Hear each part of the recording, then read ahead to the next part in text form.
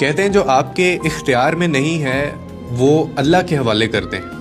اور جب آپ اللہ کے حوالے کر دیں تو پھر خود اس معاملے میں سے نکل جایا کریں، خود اس معاملے میں سے نکلنا سیکھیں۔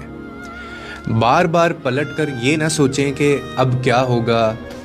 کیونکہ اگر آپ نے سوچنا ہی تھا تو اللہ کے حوالے آپ نے کیوں کیا؟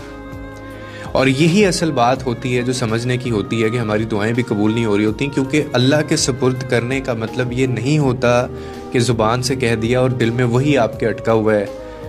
بلکہ جو سپردگی ہوتی ہے نا وہ یہ ہوتی ہے کہ دل کو بھی آزاد کر دیا جائے۔ جو لوگ بار بار خدشات، وسوسوں اور اندیشوں میں الجھے رہتے ہیں نا، اللہ کے اوپر کہنے کو معاملہ چھوڑ کے، وہ دراصل سپردگی نہیں کر پاتے، اور یہ ایمان کی کمزوری کہلاتی ہے۔ مضبوط جو ایمان ہے نا وہ تو ہمیں یہ سکھاتا ہے کہ بندہ تدبیر کرے، یعنی اللہ نے ہمارے ذمہ کیا لگایا ہے کہ تم تدبیر کرو، دعا کرو اور نتیجہ میرے اوپر چھوڑ دو۔ بے صبری نہ دکھاؤ، نہ شکوہ کرو اور نہ ہی بار بار زخم کو کرے دو۔ جب انسان واقعی اللہ کے حوالے کر دیتا ہے نا اپنا کوئی معاملہ، تو دل میں پھر سکون آ جاتا ہے،